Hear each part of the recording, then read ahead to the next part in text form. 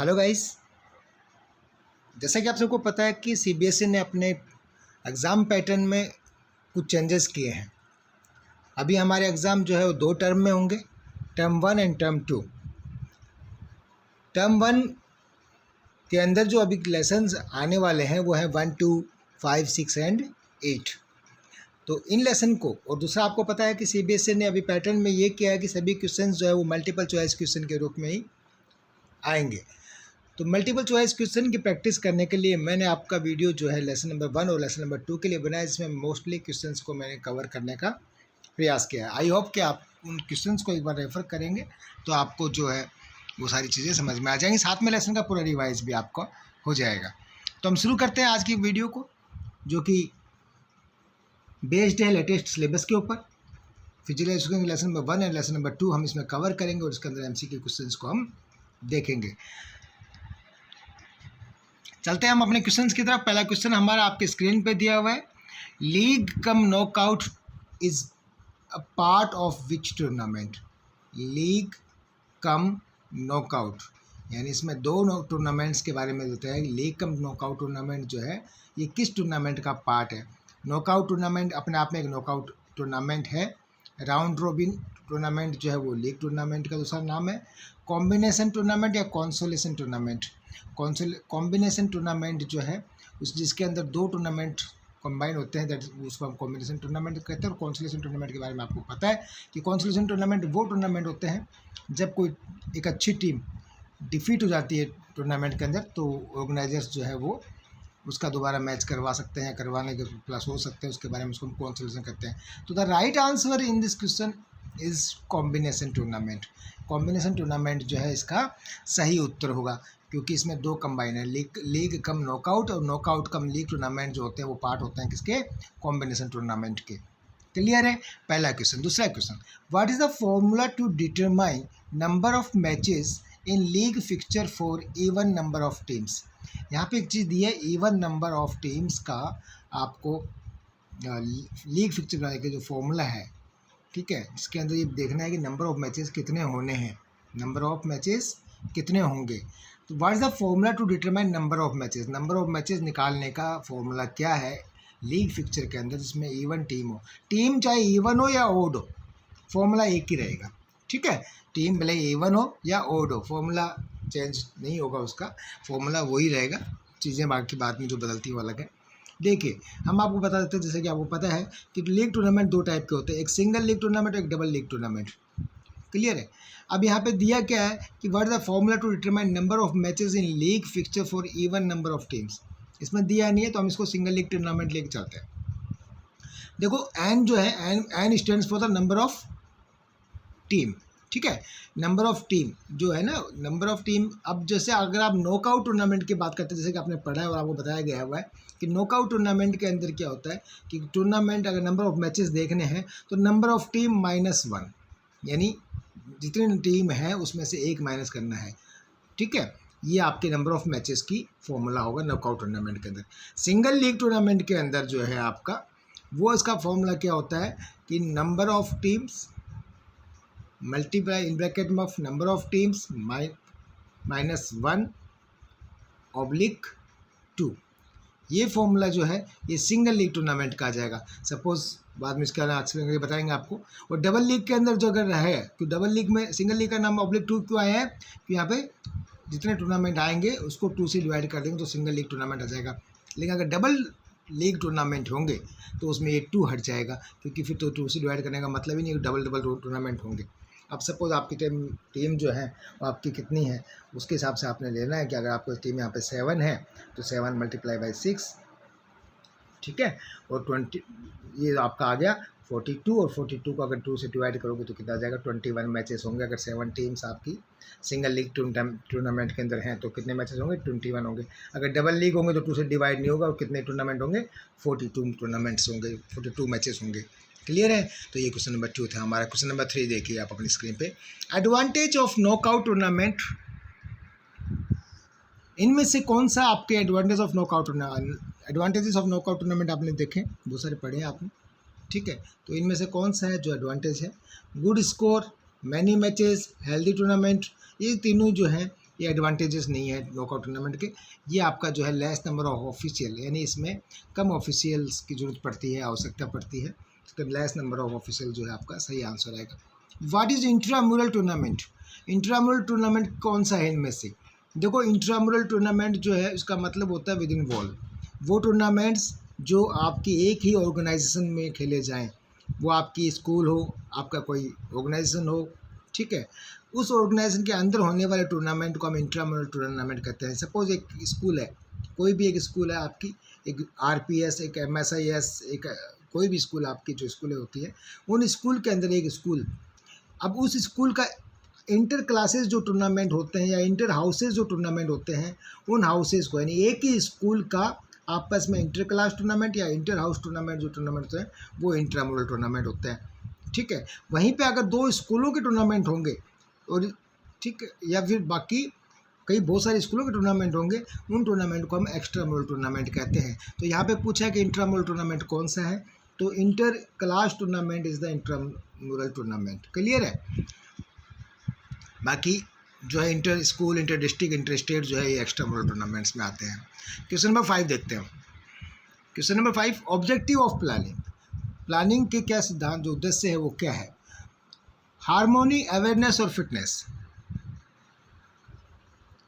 Harmony से मतलब क्या था? यूनिटी, है ना, किसी चीज़ के अंदर आपको यूनिटी पैदा करना, आपको अंदर एकता शो करना। अवेयरनेस, जागरूकता। फिटनेस, ये चीज़ें आपके आती हैं ऑलरेडी, उसके अंदर होती है कि जब आप स्पोर्ट्स करते हो तो चीज़ें आ ही जाएंगी आपके अंदर। To improve sports performance, to improve sports performance जो है वो इसका राइट आंसर आएगा। ऑब्जेक्टिव जो प्लानिंग का ऑब्जेक्टिव है उसके अंदर। 6th का देखेंगे, there are 31 teams participate in a tournament, how many teams will be in the 4th quarter. अगर 31 टीम्स पार्टिसिपेट कर रही हैं तो कितनी टीमें जो हैं वो 4th क्वार्टर के अंदर रहेंगी? देखो, याद रखना एक चीज़ का, क्वार्टर के बारे में आपको पता है, जब भी हम फिक्चर बनाते हैं, तो जितनी भी टीमें होती हैं हम उसको एक टेबल के अंदर 2 पार्ट में डिवाइड करते हैं, ठीक है। अगर टीम कम है तो उसको 2 पार्ट में बनती है, अपर हाफ और लोअर हाफ। अगर टीम ज़्यादा होती है तो उन 2 पार्ट के भी 2 पार्ट बन जाते हैं, इसको हम first quarter, second quarter, third quarter और 4th क्वार्टर कहते हैं। क्लियर है? अब डिपेंड करता है कि कितनी टीम हमारे पास में है। अभी निकालना कैसे होता है कि किस में कितना, कौन से क्वार्टर में कितनी टीमें रहेंगी, ये कैसे होगा? तो इसका सिंपल एक चीज़ है, वो चीज़ें आपकी जितनी भी टीमें हैं उसको जो है आपने 4 से डिवाइड करना होता है। किससे डिवाइड करना होता है? 4 से। अगर 4 क्वार्टर बनाने हैं आपने, क्वार्टर की बात जहाँ पे चल रही है, तो वहाँ पे 4 क्वार्टर आपने बनाने हैं, ठीक है। तो उसके अंदर क्या है,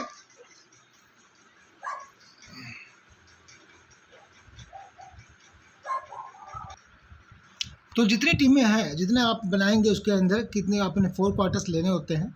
तो 4 क्वार्टर्स के अंदर अब जितनी टीम है उस डिवाइड टीम को आपने, अगर ज़्यादा टीम है तो उसको 4 से हम डिवाइड करेंगे। और जो क्वोशिएंट आएगा, याद रहे, उसके अंदर हम इसको, इसका फॉर्मूला आपको बताते हैं, उस फॉर्मूला को आप ध्यान रखना कि क्या है इसका फॉर्मूला। सपोज़ आपका सिंपली आपने देखना है कि अगर टीम आपकी 31 दी हुई हैं तो 31 टीम को जब हम 4 से डिवाइड करेंगे, ठीक है, तो कितना आएगा?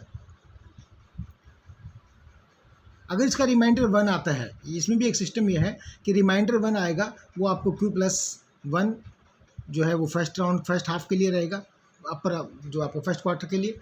और उसी मुताबिक आपको मैं उसका फॉर्मूला बताता हूँ। सबसे पहले आपने लेना है कि 31 टीम है और उसको हमने 4 से डिवाइड करेंगे। 4 से डिवाइड करेंगे तो कितना आएगा? 7 4 28, और हमारा रिमाइंडर जो बचता है कितना बचता है? 3 बचता है। याद रहे इसका क्वोशिएंट कितना है? 7 है। बस इतना आपने ध्यान रखना है। अभी हम बात करते हैं इसका फॉर्मूला का जो है, सबसे पहले फर्स्ट क्वार्टर के अंदर जो है आपका क्वोशिएंट +1, अगर रिमाइंडर 1 बचा है तो वो पहले क्वार्टर के अंदर आपका जाएगा, बस, ठीक है। फिर उसके बाद में अगर आपके रिमाइंडर 2 बचा हुआ है तो आपका जो है थर्ड क्वार्टर जो है उसके अंदर आएगा Q+1। अगर आपका रिमाइंडर 3 बचा हुआ है तो सेकंड क्वार्टर का भी आपको आएगा Q मतलब यहाँ पे क्वोशिएंट है, ठीक है, जो आपका 7+1 आया था, यानी पहले में आपके 7+1 यानी 8, फर्स्ट क्वार्टर में 8 टीम हो जाएंगी, दूसरे क्वार्टर में 7+1 यानी आपका 7 जो है वो 7+1 दूसरे क्वार्टर में भी 8 हो जाएंगी और तीसरे क्वार्टर में भी आपके 8 हो जाएंगे, क्योंकि आपका रिमाइंडर कितना आया था 3। तो इन तीनों को हमने 3 क्वार्टर में डिवाइड कर दिया। अभी आपका तीनों रिमाइंड हो गए, तो आपका जो 4th क्वार्टर है उसका जो फॉर्मूला है वो है आपका 4 quarter is equal to Q. ठीक है, इज इक्वल टू कितना है, क्यू मतलब क्वेश्चन आपका कितना बचा था 7, तो 7 is the right answer. Clear है, इसमें 7 आपका सी जो है, सी आपका राइट आंसर याद रहेगा। ये फॉर्मूला है आपका, किसी भी चीज़ का अगर रिमाइंडर 1 आता है तो वो फर्स्ट क्वार्टर में जाएगा, first quarter is equal to Q plus 1। ठीक है, अगर आपका रिमाइंडर 2 आता है उसके अंदर, तो आपका जो थर्ड क्वार्टर में जाएगा, क्योंकि सेकंड क्वार्टर के अंदर क्या रहेगा, सेकंड क्वार्टर में जो 2 रिमाइंडर तो क्यू ही रहेगा वहाँ पे सिर्फ, और थर्ड क्वार्टर के अंदर आपका Q+1 आएगा। अगर 3 रिमाइंडर बचा तो पहला, दूसरा और तीसरे क्वार्टर को एक एक मिलेगा, +1 होगा, और 4th क्वार्टर जो है आपका क्वेश्चन में डिवाइड होगा। आई होप कि आपको ये चीज़ क्लियर हो गई होंगी। Question number 7, intramural is derived from. Intramural जो है किस वर्ड से और कहाँ से आया है, तो इंट्रामुरस वर्ड से इंट्रामुरल आया हुआ है, इंट्रामुरस से आया है, इसका मतलब होता है विद इन वॉल, ये आपको पता है। ठीक है, question number 8, how many byes, byes की स्पेलिंग यहाँ पे मिस्टेक गलत है, गलती हुआ है। How many byes are awarded in a league tournament when 8 teams are participating in it. कितने बाइज दिए जाएंगे एक लीग टूर्नामेंट में अगर 8 टीमें हैं तो? 8 टीमें आपको पता ही है, बाइज जो है वो 2 के अगर स्क्वायर रूट के ऊपर टीम अगर है आपकी, तो उसके बाद में उस हिसाब से आपको नेक्स्ट की 2 की पावर में जो नंबर है उसको माइनस करके दिया जाता है। ऑलरेडी टीमें 8 हैं, तो आपने ये देखा, ठीक है, 2 2 जा 4 और 4 2 जा 8, पूरा डिवाइड चला गया, तो आपको यहाँ पे बाइज कितने देने हैं, आपको 0, कोई बाइज नहीं देना है। क्वेश्चन नंबर 9, हाउ मेनी,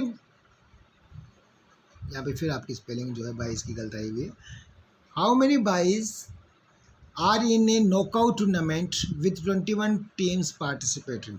कितने बाइज दिए जाएंगे, ठीक है, कितने बाइज दिए जाएंगे एक नॉकआउट टूर्नामेंट के अंदर, अगर 21 टीमें दे रखी हैं। वही आपको फॉर्मूला आपको पता है, 2 की पावर जो है 2 है, तो 2 × 2 × 2, 2 2 जा 4, 2 जा 8, 2 जा 16। ठीक है, तो 16 जो है यहाँ तक आपका नंबर जो है, क्योंकि 21 है तो 16 कम रहती है, तो नेक्स्ट नंबर जो कितना आएगा इसका 32। तो 2 के पावर से हमने मल्टीप्लाई करते चले तो कितना आ गया, यहाँ पे आया 32। तो 32 जो है आपका नेक्स्ट नंबर है 21 का, तो 32 - 21 इज इक्वल टू 11। तो 11 बाइज जो है वो दी जाएंगी।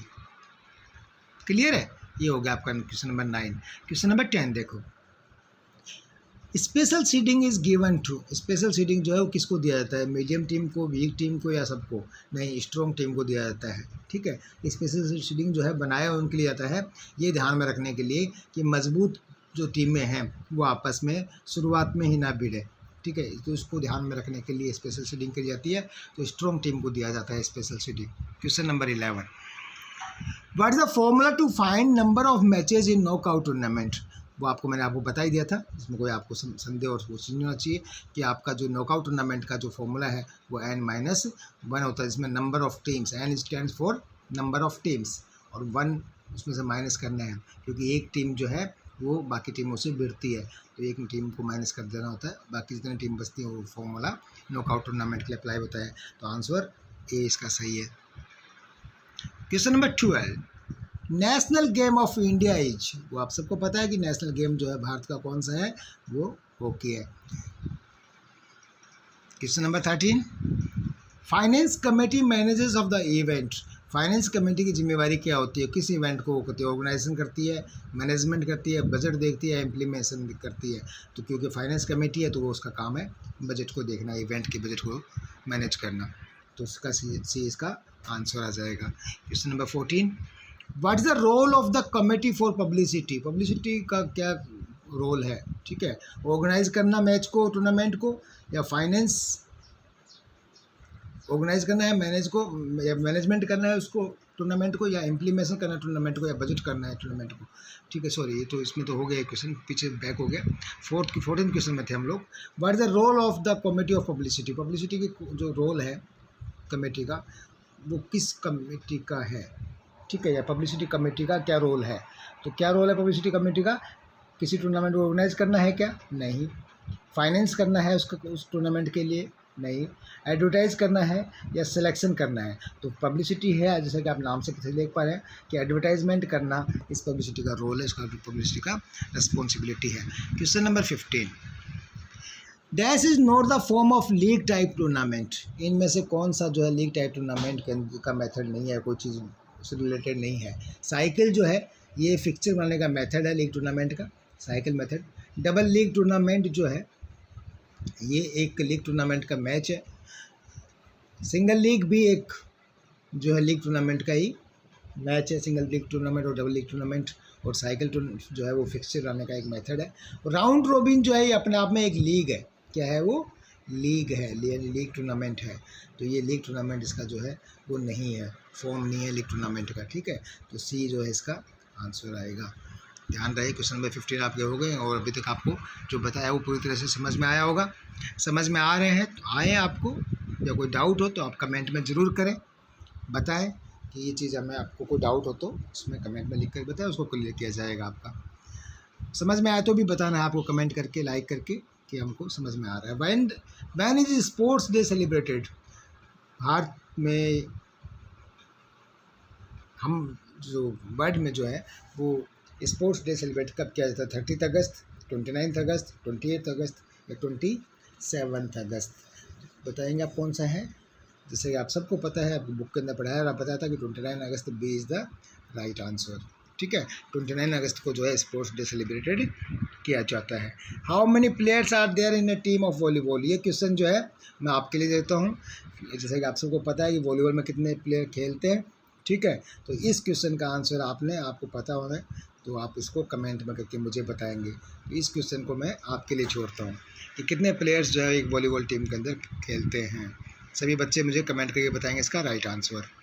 क्वेश्चन नंबर 20, बहुत इजी क्वेश्चन था इसलिए मैंने आपको दिया है और आप सबको पता है। Question number 20, a balance diet consist of. एक बैलेंस डाइट जो है वो क्या है? उसमें ऑल एसेंशियल न्यूट्रिएंट्स होते हैं एक्सेप्ट विटामिन। उस सभी न्यूट्रिएंट्स होते हैं लेकिन विटामिन नहीं होती बैलेंस डाइट के अंदर। ऑल एसेंशियल न्यूट्रिएंट्स इन सफिशेंट क्वालिटी। सभी न्यूट्रिएंट्स जो है वो एक सफिशेंट क्वांटिटी के अंदर अगर हों तो उसको हम बैलेंस डाइट कहते हैं, बैलेंस डाइट में होते हैं। ओनली कार्बोहाइड्रेट एंड फैट्स, या केवल बैलेंस डाइट में कार्बोहाइड्रेट और फैट्स ही होते हैं, या प्रोटीन और फैट्स ही होते हैं। तो जैसा कि आपको क्वेश्चन और ऑप्शंस देख के समझ में आ रहा है कि इसके अंदर जो है सारे न्यूट्रिएंट्स होने चाहिए एक सफिशेंट क्वांटिटी के अंदर।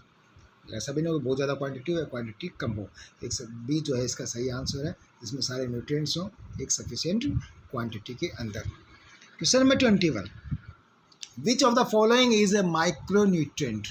इनमें से माइक्रोन्यूट्रिएंट कौन सा है? कैल्शियम, पोटेशियम, मैग्नीशियम, या ये सारे के सारे जो है वो माइक्रोन्यूट्रिएंट्स हैं?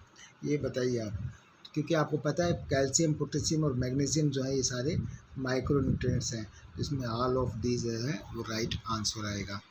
क्वेश्चन नंबर 22, ये आपका वापस मैक्रोन्यूट्रिएंट्स में आ गया। आपने देखा माइक्रोन्यूट्रिएंट तो पढ़ लिया आपने, अब आपका मैक्रोन्यूट्रिएंट में कौन सा है? Which of the following falls in the category of macronutrients. इनमें से कौन सा मैक्रोन्यूट्रिएंट में आता है? Carbohydrate, fat and protein. Sorry, ठीक है, कार्बोहाइड्रेट्स, फैट्स एंड प्रोटीन आता है, या विटामिन्स, मिनरल्स, वाटर और फाइबर, क्योंकि यहाँ पे मिनरल और वाटर और फाइबर ये भी दिया हुआ साथ में। कार्बोहाइड्रेट विटामिन्स के साथ साथ में मिनरल्स भी दिया हुआ है, और fat, minerals, roughage and proteins, इसमें भी मिनरल दिया हुआ है, ठीक है। मिनरल्स जो हैं वो कौन कौन से हैं वो आपको पता ही है। तो जो ए है इसका राइट आंसर है, क्योंकि कार्बोहाइड्रेट, फैट एंड प्रोटीन जो है वो मैक्रोन्यूट्रिएंट में आते हैं। बाकी जो है ये मिक्सअप है, ठीक है। बाकी तीनों में जो है वो मैक्रो और माइक्रो तीनों का मिक्सअप दिया हुआ है। ये जो है एक मैक्रो न्यूट्रिएंट्स के अंदर आते हैं, carbohydrates, fat and proteins. Question number 23, which is not symptom of food intolerance. ठीक है, आप फूड के जो है के कारण आपको कौन सा जो है सिम्टम नहीं है फूड इंटॉलरेंस का? थकाउट होना, अगर आप उल्टा पुल्टा खा लेते हैं, ठीक है, फूड पॉइजनिंग हो जाता है, तो डायरिया हो जाता है, नोसिया हो जाता है, या फैटिग हो जाता है, थकावट हो जाती है, या नाइट ब्लाइंडनेस, या आपको रतौंधी हो जाती है। तो बेटा इसमें आपको जैसे कि नाम से पता चल रहा है आपको कि फैटिग, डायरिया, जो इसमें डिजीज़ हैं ये फूड इंटॉलरेंस की वजह से होता है, ठीक है। और नाइट ब्लाइंडनेस जो है ये विटामिन ए की कमी से होता है, तो इसलिए विटामिन ए की कमी का यहाँ पे नहीं है, यहाँ पे फूड इंटॉलरेंस का सिम्टोम कुछ है, तो फूड इंटॉलरेंस का जो है तीनों का सिम्टोम्स है, नाइट ब्लाइंडनेस नहीं है, ठीक है, क्योंकि यहाँ पे नोट लगाया हुआ है। तो इसका आंसर जो आएगा वो क्या आएगा, night blindness. Question number 24, balanced diet consist of, balanced diet के अंदर कौन कौन सी चीज़ें होती हैं। आप सबने पढ़ा है, लेसन नंबर 2 के क्वेश्चन आंसर चल रहे हैं हमारे, मिक्सअप किया हुआ है मैंने इसको, आगे आपके बुक से भी मैं सेपरेट क्वेश्चंस को लिया है, एक बार उसको भी देखेंगे। बैलेंस्ड डाइट के अंदर जो है इसमें जो दे रखा है वो सारी चीज़ें हैं, क्लियर है, ऑल ऑफ कंपोनेंट्स, प्रोटीन भी चाहिए, फ्रूट्स भी चाहिए, फैट्स भी चाहिए, सारी चीज़ें चाहिए, तो ऑल ऑफ कंपोनेंट्स जो है वो बैलेंस डाइट में आ गया। Question number 25, sports diet before competition has high source of, sports diet जो है वो कंपटीशन से पहले आपको क्या देती है, किस प्रकार की डाइट जो है आपको चाहिए होती है। एक्चुअली जो स्पोर्ट्स डाइट होती है वो क्या है कि वो स्पोर्ट्स डाइट बिफोर कंपटीशन, आपको जो किस प्रकार उसमें प्रोटीन होना चाहिए, फैट होना चाहिए, सिंपल कार्बोहाइड्रेट होना चाहिए, तो वो सिंपल कार्बोहाइड्रेट्स जो है हमको एनर्जी देता है, ठीक है। तो स्पोर्ट्स डाइट के अंदर जो कंपटीशन से ठीक पहले जो लिया जाता है उसमें सिंपल कार्बोहाइड्रेट होना चाहिए, तो इसका सी आपका आंसर आएगा। ये सब आपको ने बुक में जब चैप्टर पढ़ाया था उस वक्त आपको बताया होगा, ये बताया था मैंने। Question number 26, best way to reduce weight is, question number 26 के अंदर जैसे कि आप देख रहे हैं कि वज़न को कम करने का सबसे बढ़िया तरीका क्या है, आपने उसके पिटफॉल्स ऑफ डाइटिंग भी देखा था, ठीक है, और उसके कई हमने कमियां देखी थी कि क्या क्या चीज़ें लोग करते हैं अपना वज़न कम करने के लिए, फिर लेकिन उसका क्या क्या नुकसान होता है। तो बेटा इनमें से कोई भी चीज़ ऐसी नहीं है जो कि आपका वज़न कम करे, अगर आप ज़्यादा डाइटिंग करेंगे तो भी आप प्रॉब्लम आ जाएंगे, डाइट को रेस्ट्रिक्ट करेंगे या कोई स्पेशल सेक लेंगे तो सब चीज़ें आपको जो है वो नुकसान ही करेंगी। इनमें से ऐसा कोई चीज़ नहीं है जो आपको वेट को कम करे। वेट को कम करने के लिए आपको प्रॉपर एक्सरसाइज करनी चाहिए और उसके मुताबिक प्रॉपर आपको बॉडी को मेंटेन करना चाहिए, और किसी के फिजिशियन का यानी डॉक्टर, कोचेस का, ट्रेनर का जो है मदद से ही हमें वेट को रिड्यूस करने के लिए काम करना चाहिए, न कि अपने मन से ही आप डाइटिंग करेंगे या डाइट को रेस्ट्रिक्ट कर देंगे या कोई स्पेशल सेक या स्पेशल मेडिसिन लेना शुरू कर देंगे तो सब चीज़ें आपको नुकसान करेंगी। तो इनमें से ऐसा कोई तरीका नहीं है जो आपके वज़न को कम करे। अब अगला क्वेश्चन देखते हैं, question number 27, nutrients are divided in 2 group, ठीक है, कितने ग्रुप, इन 2 ग्रुप, कितने ग्रुप में डिवाइड है, 6 ग्रुप में, 5 ग्रुप में, 4 ग्रुप में, जैसे कि दे रखा है इन 2 ग्रुप, है ना। कौन कौन से न्यूट्रिएंट्स हैं वो जो 2 ग्रुप में बटे हुए हैं वो आपको पता है, ठीक है, मैक्रोन्यूट्रिएंट्स और माइक्रोन्यूट्रिएंट्स, वहाँ पे हमने पहले भी पढ़ा था। तो दो ग्रुप्स में बटे हुए हैं, तो 2 जो है इसका सही आंसर है, डी जो है इसका राइट आंसर है। Question number 28, water soluble vitamins include, water soluble vitamins इनमें से कौन सा है, ठीक है, इनमें से कौन सी विटामिन जो है वो वाटर सोल्यूबल है। विटामिन डी वाटर सोल्यूबल नहीं है, विटामिन सी वाटर सोल्यूबल है कि नहीं है, चलो बाद में देखेंगे फिर। विटामिन के वाटर सोल्यूबल नहीं है, और विटामिन ए जो है वो भी वाटर सोल्यूबल नहीं है। एक्चुअली में वाटर सोल्यूबल जो विटामिन है वो कौन कौन सी हैं, विटामिन बी कॉम्प्लेक्स और विटामिन सी, तो इसमें विटामिन सी दे रखा है इसलिए विटामिन सी जो है वो सही आंसर है, ठीक है। तो ये था हमारे क्वेश्चन नंबर 28। आई होप कि आपको समझ में आ रहा होगा, आपका रिवाइज हो रहा होगा, चैप्टर के पूरे टॉपिक्स, पूरी चीज़ें हमने इसमें इंक्लूड करी है, तो आपको अच्छा लगा होगा और आपको समझ में भी आ रहा होगा। Question number 29, how many type of carbohydrate, carbohydrate कितने प्रकार के होते हैं, कौन बताएगा। इसका क्वेश्चन भी अगर मैं चाहूँ, मतलब मैं चाहता हूँ कि आप उसको कमेंट करके बताएं अगर आपको पता है तो, वरना फिर मुझे कैसे पता लगेगा कि आपको क्या क्या पता है ना। लेकिन चलो मैं इसमें बता देता हूँ आपको, क्योंकि कार्बोहाइड्रेट्स 2 प्रकार के होते हैं, एक सिंपल कार्बोहाइड्रेट और एक कॉम्प्लेक्स कार्बोहाइड्रेट। जैसे कि हमने चैप्टर में पढ़ा था तो मैंने आपको एक्सप्लेन किया था। फिर भी अगर किसी बच्चे को डाउट हो, नहीं पता हो, नहीं पढ़ा हो, तो मेरे वीडियोस जो है यूट्यूब में आपको मिल जाएंगे, लेसन नंबर 1 के, लेसन नंबर 2 के, और इसमें जो है उसमें आप देखोगे तो डिटेल से आप देख पाएंगे इनके बारे में। Question number 30, the word nutrition is derived from Latin word. जो न्यूट्रिशन जो वर्ड है वो लेटिन के किस वर्ड से आया हुआ है? एक्चुअल में न्यूट्रिएंट जो है वर्ड है वो लेटिन के TRER न्यूट्रिएंट वर्ड से आया हुआ है, ठीक है। तो ये वर्ड जो है इसके अंदर तीनों में ही दिखाई नहीं दे रहा मुझे, तो इसलिए इसका आंसर नन ऑफ दिस आएगा। 31 क्वेश्चन है, micro element are found in. भाई माइक्रो एलिमेंट्स को जो है ना आपने नॉर्मली किस क्वालिटी में लेना चाहिए? कम क्वालिटी में लेना चाहिए, मीडियम क्वांटिटी में लेना चाहिए, या कम क्वांटिटी में लेना चाहिए, या मोर ग्राम्स में लेना चाहिए, कैसे किस प्रकार से आपको लेना चाहिए उसमें पूछा हुआ है। तो बेटा माइक्रो एलिमेंट्स जो है वो लेस क्वान्टिटी जो है वो राइट आंसर है। लेस क्वान्टिटी में हमें होना चाहिए, लेना चाहिए। फुल फॉर्म ऑफ BMI का पूरा नाम क्या है? जैसा कि इसमें आप देख रहे हैं, body mass indication, body mass index, body measurement index, या नन ऑफ दिस। तो इसमें जैसे क्या है, BMI का फुल फॉर्म जो है बॉडी मास इंडेक्स है, जिसमें हमें पता चलता है कि हमारा वेट कितना है, हाइट कितना है, और हमारे हाइट के अकॉर्डिंग, हमारी एज के अकॉर्डिंग हमारा वेट कितना होना चाहिए, उससे हमें पता चलता है। तो ये था हमारे लेसन नंबर 1 और लेसन नंबर 2 के क्वेश्चंस, जो हमने मल्टीपल चॉइस क्वेश्चंस जो मैंने आपके लिए पूरे बुक में से छांट करके बना करके तैयार किए हैं।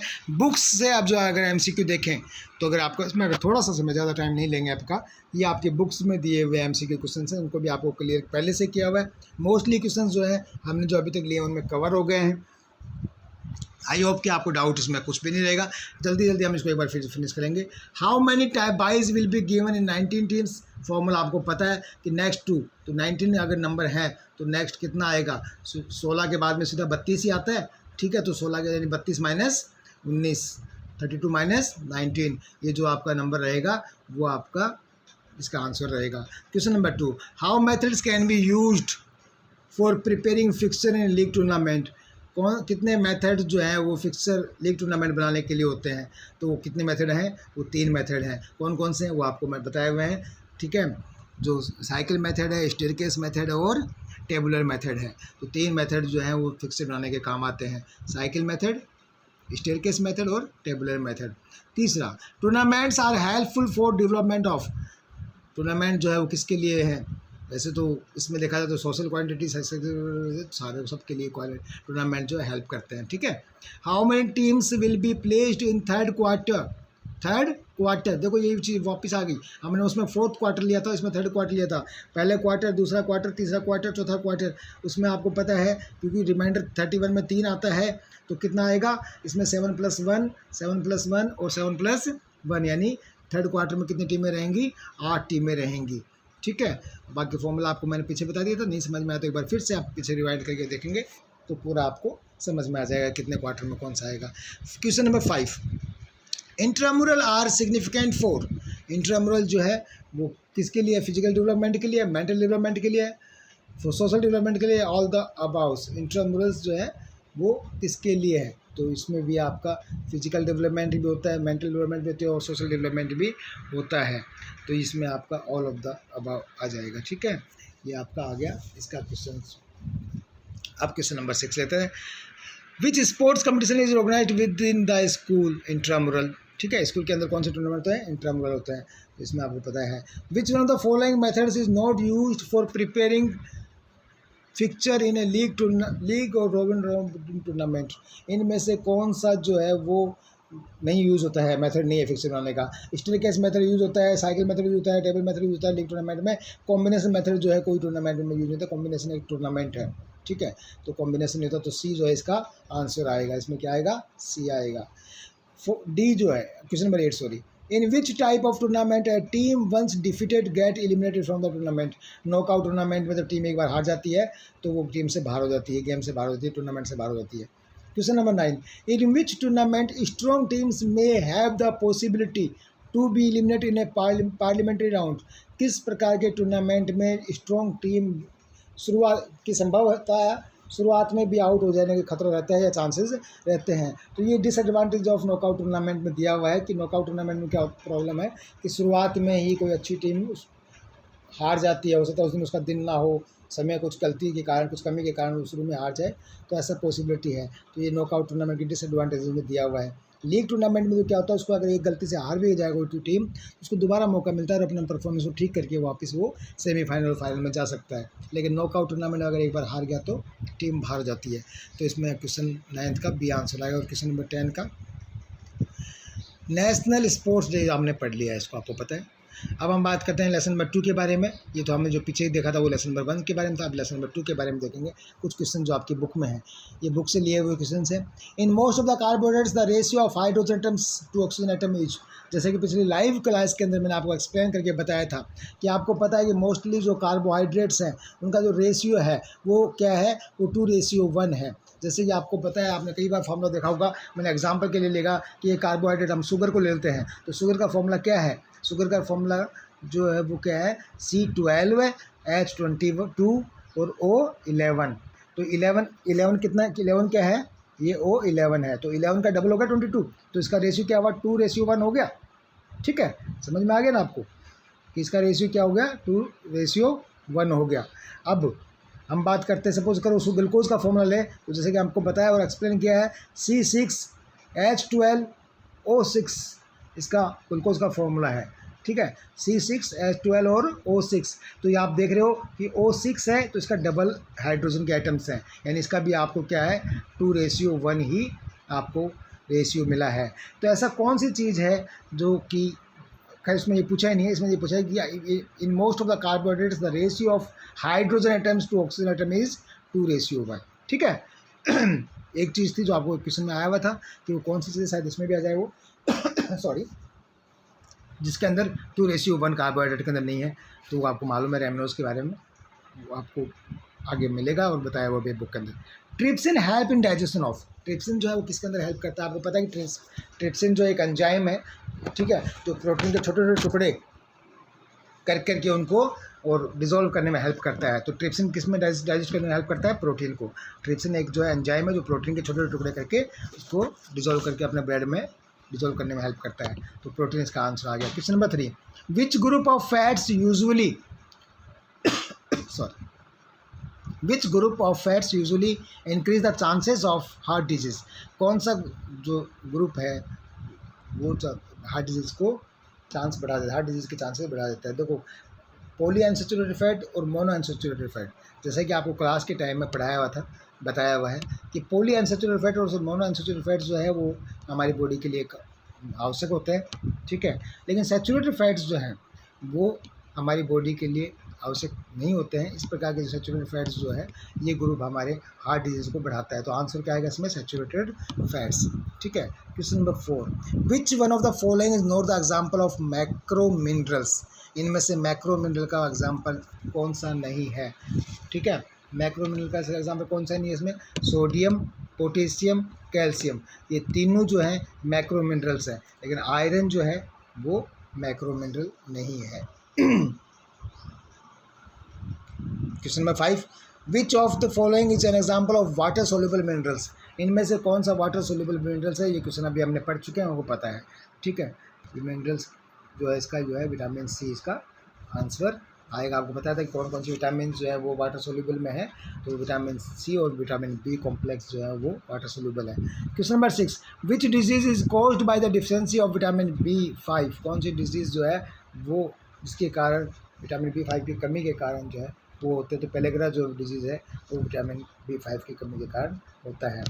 विच one of the given minerals play an important role in the formation of haemoglobin, haemoglobin बनाने में किस मिनरल का सबसे बड़ा इंपॉर्टेंट रोल होता है। तो आयरन की कमी से होमोग्लोबिन में नुकसान होता है। आयरन जो है वो उसका बहुत इंपॉर्टेंट रोल होता है होमोग्लोबिन के फॉर्मेशन के लिए। तो आयरन इसका राइट आंसर है क्वेश्चन नंबर 7 का। क्वेश्चन नंबर 8 देखिए sorry, which of the following is not the non nutritive component of diet, इनमें से कौन सा न्यूट्रिटिव कंपोनेंट नहीं है, नॉन न्यूट्रिटिव कंपोनेंट नहीं है। ठीक है, नॉन न्यूट्रिटिव याद रहे, नॉन न्यूट्रिटिव कंपोनेंट नहीं है। अब नॉन न्यूट्रिटिव कंपोनेंट कौन कौन से हैं, जो आप देख पाए कि रफेज जो है वो नॉन न्यूट्रिटिव कंपोनेंट है, कलर कंपाउंड जो है वो नॉन न्यूट्रिटिव कंपोनेंट है, और फ्लेवर कंपाउंड जो है वो भी नॉन न्यूट्रिटिव कंपाउंड है।